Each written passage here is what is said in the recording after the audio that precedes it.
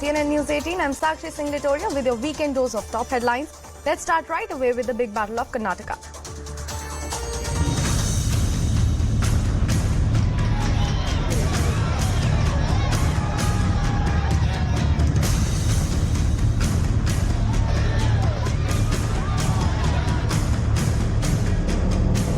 कांग्रेस यानी आतंकवाद के आगे घुटने टेकने वाली पार्टी, कांग्रेस यानी तुष्टीकरण को फर्स्ट प्रायोरिटी देने वाली पार्टी। कौन करप्ट है कौन नहीं है ये जनता को जानने की आवश्यकता है। करप्शन के चार्जेस ही नहीं लगे हैं। यहाँ पर खुल करके जो है भारतीय जनता पार्टी के लोगों का पैसा सामने आया है, लोगों ने देखा है।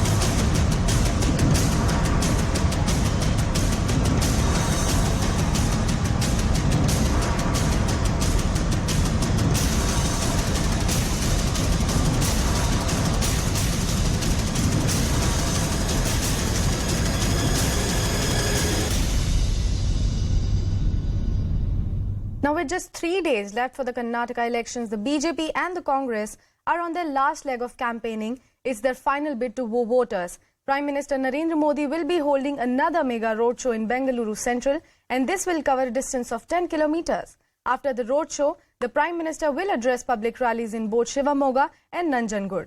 Congress leader Rahul Gandhi will address 2 rallies in Anekal and Pulakaishi Nagar, while the Grand Old Party's General Secretary Priyanka Gandhi Vadra will address a rally in Mangaluru.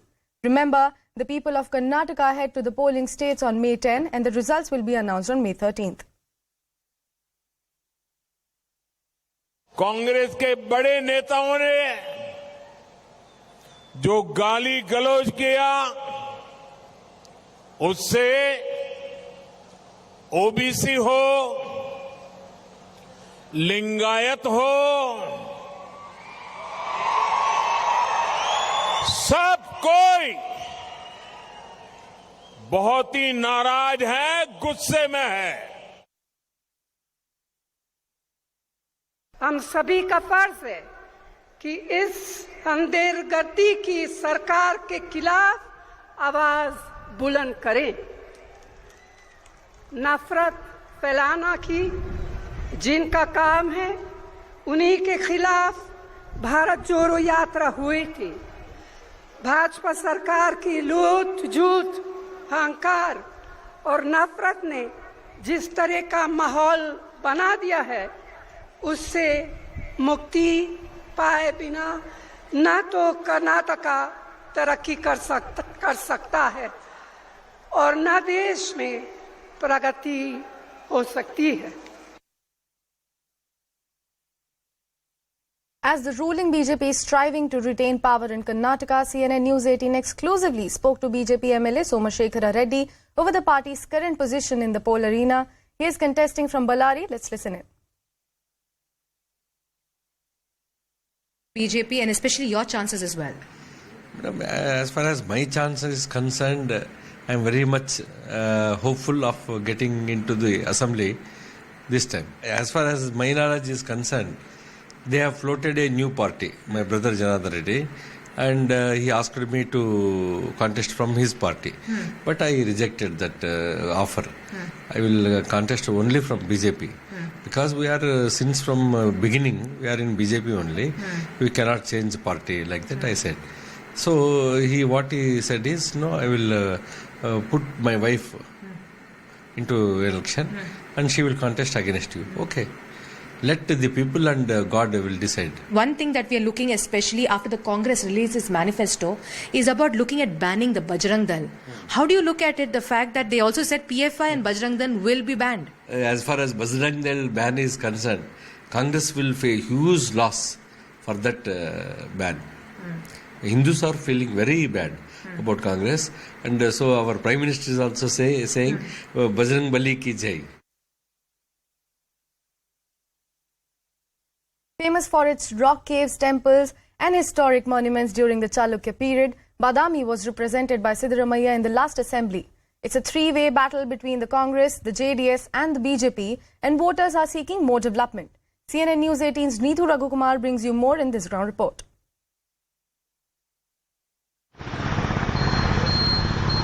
Rich history, vibrant culture and scenic landscapes.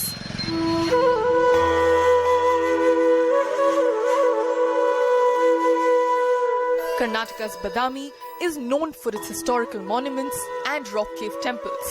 In fact, on the bank of Malaprabha River in Balakot lies the Patadakal Temple, a UNESCO World Heritage Site. But industry stakeholders from the constituency claimed that the region needed further development. Especially, there is better than road, the railways. We are making more and more railways connectivity to the Badami and Bijapur. Bijapur to Badami, Badami to Hospet. So we are making some better railway transport. More, yeah. And also a local KSRTC transportation also. Connectivity is one tourist hub. We are making or create, the government of Karnataka create one tourist hub. It's better to the tourism development. People, they don't expect one like 5-star hotels and all, but of course they need a neat and clean restaurants where government could take a certain initiatives and all. The fight for Badami remains a three-way battle between the Congress, the BJP and the JDS. With high-profile leader Siddaramaya's representation in the constituency, the Congress also hailed his contribution towards development in different sectors. The Grand Old Party claimed that Siddaramaya spent 4,000 crore rupees on projects, including the drinking water project, a new hotel, and a boost to the education sector with several new degrees and PU colleges in the region. The opposition, on the other hand, rubbished Congress's stall claims, adding that no developmental work has happened in Badami.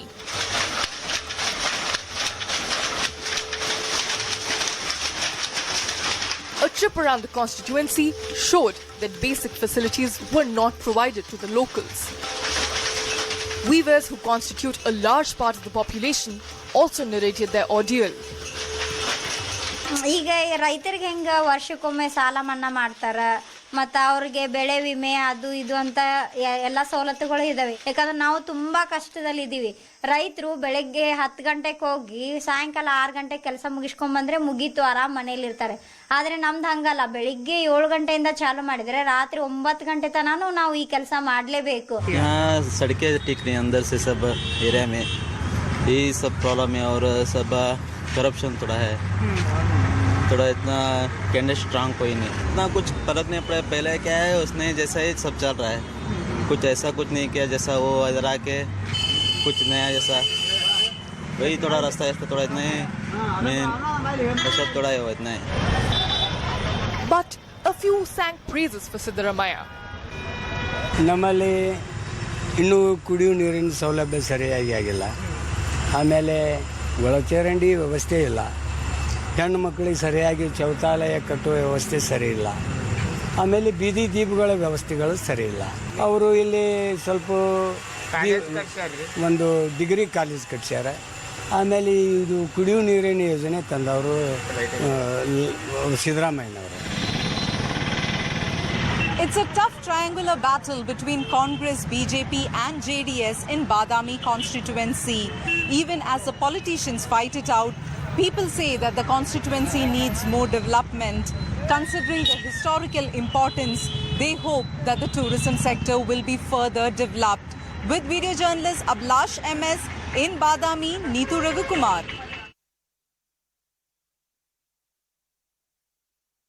Shifting focus to Manipur now, it's been more than a week, but the situation in Manipur continues to remain tense. At least 54 people have been reported dead in the violent clashes. More than 10,000 forces are deployed on the ground. Aerial surveillance has been underway since yesterday. Rapid Action Force troops and Central Reserve Policy forces currently manning all the major areas and roads. The Ministry of Home Affairs is keeping a close watch on all the developments taking place on the ground. Meanwhile, the centre has deployed additional forces of CRPF, including CRPF and BSF in Manipur, to restore peace and public order. Can you tell us about the latest update? What is the total number of casualties? Has it been increased? Or what are the core areas which you are focusing? From yesterday, it has improved today. and from day before yesterday, it had improved yesterday. Now, the day by day, we are focusing our approach and reaching out to the people who are affected. We have also opened the help desk line. Now, the casualty so far has been approximately 28 to 30 verified. Okay. So, जो general reporting figure may be so many reporters or agencies may be reporting higher, but we cannot confirm it until we have verified it completely with if the casualty has happened because of the violence. Is there any casualty because of shoot at sight order? No. Though there is a shoot and sight order, but we have not resorted to that till now. Yesterday in Churachandpur, there had been a situation which developed, and during that, ultimately firing took place. And in that firing, 2 male and 1 female were found later on. इन घटनाओं में प्रदेश के कुछ भाइयों और बहनों की अचानक मृत्यु भी हुई है, जिसका मुझे बेहद दुख है। मुझे सूचनाएं मिली है कि इन घटनाओं से प्रदेश के नागरिकों में असुरक्षा, अविश्वास और भय का वातावरण भी निर्मित हो रहा है। मैं आप सभी से अपील करती हूं कि मणिपुर प्रदेश की उत्कृष्ट भाईचारे, आपकी सहयोग करने की संस्कृति के अनुसार आप सभी भाईचारा बनाए रखें, भय एवं असुरक्षा की भावनाओं को मन से निकालकर अपने आसपास के लोगों का सहयोग करें। मणिपुर में अनफॉर्चुनेटली जो वहाँ वायलेंस हुए हैं, उसके लिए भारत सरकार और पर्टिकुलरली गृह मंत्रालय के तरफ से जो भी कदम उठाना है वो तो उठाया जा रहा है। गृह मंत्री जी खुद निगरानी करके जितना भी जरूरी कदम तो उठा रहे हैं। मेरे पास में भी कई फ़ोन आए मुख्यमंत्रियों का, नॉर्थ ईस्ट के और भी लीडर्स का भी मैसेज आया, बातचीत किया। जो संभव कदम उठाना चाहिए भारत सरकार के तरफ से उठाया जा रहा है। और बहुत अनफॉर्चुनेट घटना है जो अब कम्युनल क्लैश होता है, 2 समुदाय के बीच में इस तरह का घटनाएं होते हैं तो बहुत दुखद घटना होता है। Our state government is taking special care for our Nagas who are studying here in farm. Not only students but also settled here citizens. We are trying to bring them. So far we have sent 22 buses and few buses have reached Imphal. So we have requested our Assam Rifle Group to give security. I had a preliminary discussion with our Chief Minister Manipur also. He gave assurance to us that they will protect our Naga students. Now, CNN News 18's Kamalika Sen Gupta spoke to one of the residents about the ground reality in Manipur. Let's listen in.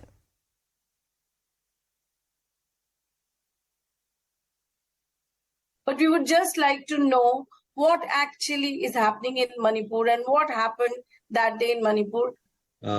What happened? I think there's been a lot of news about it already. What's going on and who started it and what happened. I think that's at this point I feel it's irrelevant because both the warring communities have their own versions. So as you know, the violence started on the third evening, and initially it was something which it started at somewhere near Churachandpur, which is like about 60 kilometers away from Imphal. And what we thought was, okay, fine, normal, something, small clash which could have happened when triggered by, obviously, the tensions were high because of the rallies being conducted in the hill areas. But what happened next was unimaginable. By about, it was around sunset, I guess, around 5:30, 6 o'clock, we got to know that some of the localities of the minority people here in Imphal were being attacked and houses were being destroyed and burned. And till then, again, it was still, we thought, okay, the police can, or the security forces can still bring it under control. But that was not so, and it went on, and the next day it became worse, so much so that many of the localities were razed to the ground, and a lot of people were displaced, and even we also stay in one of the localities right in the heart of Imphal city. But fortunately for us, we are located just next to the main police station and some VIP. But there area. also you were not feeling safe. You were staying. Absolutely not, because there was like the noise of tear gas shelling and explosions going on, and you could see the flames rising, smoke rising of burnt houses from nearby localities. And all of us, we had to huddle up and lock our doors, and all our kids were very, very scared. Time for a short commercial break, but don't go anywhere as we'll come right back with more news and updates.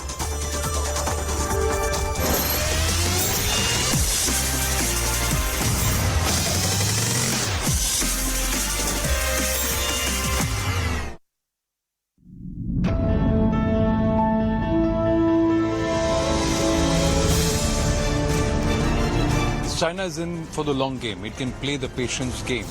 But eventually, does China see that if it's identified America as the adversary and if it wants to beat Western hegemony, it needs friends around it in Asia? Someone who has been central to the state's politics is Sharad Pawar. For him to decide not to continue as the head of a political party he founded, what was your reaction when you heard it? Was it like a surprise or a shock?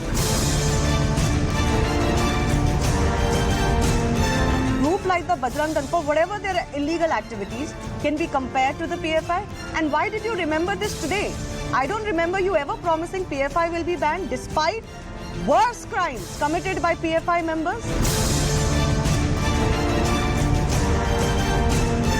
Do you believe that today's attack gives Russia a handle or an excuse to try and derail that counteroffensive, or at least, if not on the ground, to try and alter the terms of narrative around that counteroffensive?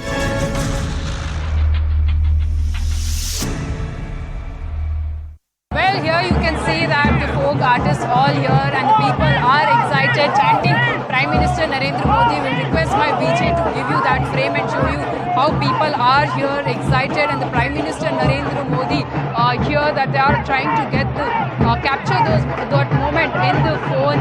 So the excitement is in the air. Of course, this is an important roadshow that the Prime Minister Narendra Modi is taking out. Remember, the PM had also tweeted about it before even starting this roadshow. But there you see now people all welcoming him in a grand manner. There's a huge crowd this time that we can really see in the IT city Bengaluru. Though this roadshow is taking place where the BJP has a strong hold. But of course, this is also an attempt to make, all attempt to also move the voters from the places, the assembly, the constituencies where the Congress is strong. But yes, there you see in the visual now the Prime Minister Narendra Modi waving his hand towards the people with a bright smile on his face, and there people all chanting and showering flower petals on Prime Minister Narendra Modi. It's all Modi here. That's the kind of environment, the colorful environment that really one can see. They're all wearing showering the petals and the chants. So that's the best moment that they're all capturing it in the phone. There you see Prime Minister Narendra Modi with a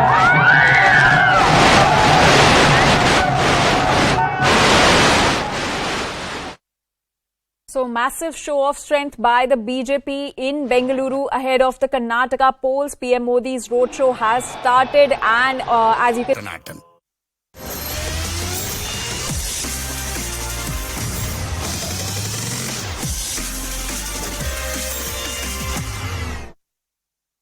Welcome back and thanks for staying with us.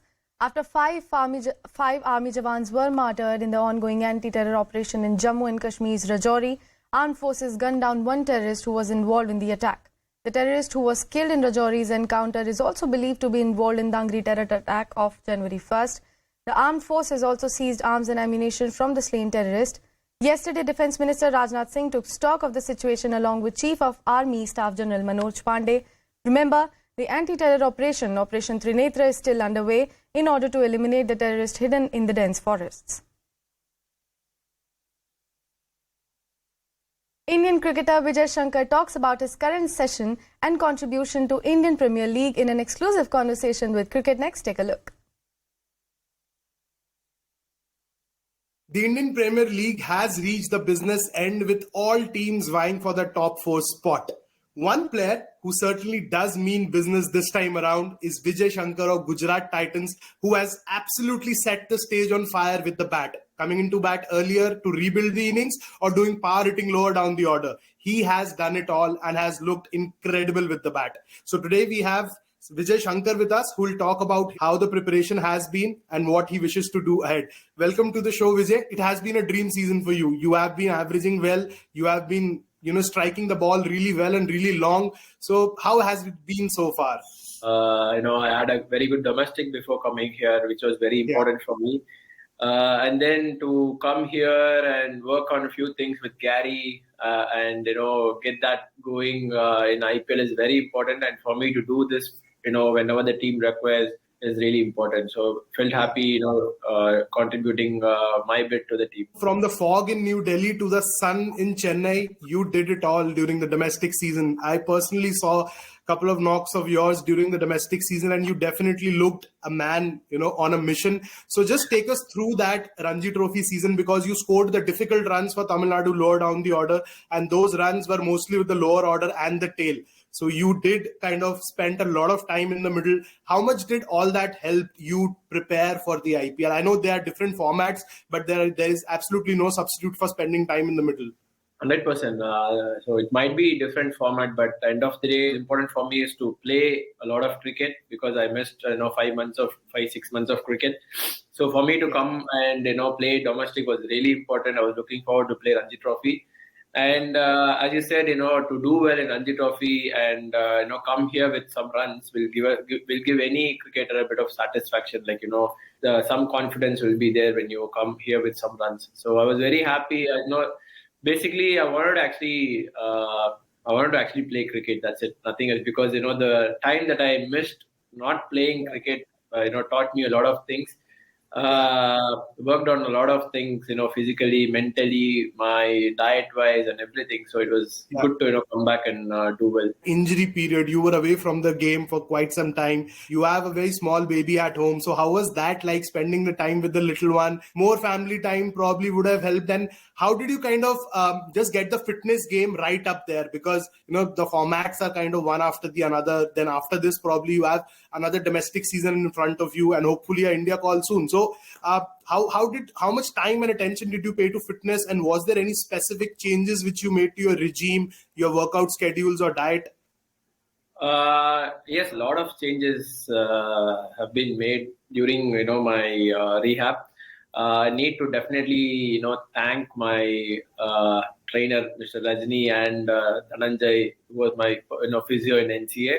They both took care of me so well, and then all the coaches there who helped me, mainly Rishikesh Kanitkar, and had a special chat with Lakshman sir about a lot of things. So a lot of important things happened during those 5 months. I took a serviced apartment in Bangalore. I took my family there. I was staying there with my family. I was there for like 3 months. So it was a good time. All is if you want to really push yourself hard, you need to stay really focused. Those 5 months, what I did in I feel why I did well in domestic was because of those 5 months where I put 100% commitment towards my rehab, which is supposed to be the really toughest thing. Mentally, it's not easy to actually stay at 100%. It is really tough to keep pushing ourselves every now and then, because sometimes you watch some other match and then you get disappointed by watching someone play cricket and all that. So there will be ups and downs. So my family has always been with me whenever I had those difficult times. So now again, with my son being 18 months, it's a nice time to actually spend more time with him. I really enjoyed my journey so far as a parent. As a dad, it teaches a lot, not just in terms of cricket, even otherwise, like in terms of how we lead our life is something really important for me. So I try and stay neutral. I try and look to learn a lot of things. I try and give my 100% in whatever I do. So that's been my strength. So I think that is why I was able to come out a little earlier than expected from my surgery.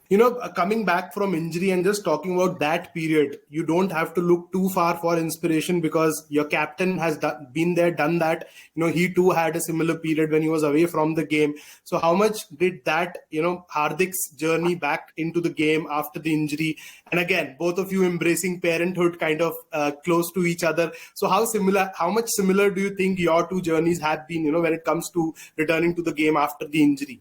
For any cricketer, it is just about being sincere to your rehab.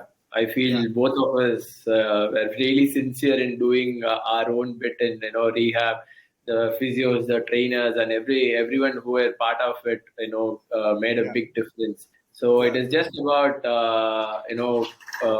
being very, very sincere about our journey, because it is, as I told you, it is tough to miss out on playing cricket for more than 4-5 months. It's a very, very long time for us. So I think for both of us, that 5 months was a great learning, and to come back and for him to come back and lead India from there is really, really special. I think it would have been his dream, and for him to lead India, and even here the way he's taking the team forward is something we all enjoy, because it's in this team there are a lot of players chipping in at different situations, different times, and that's why we were able to do well in most situations.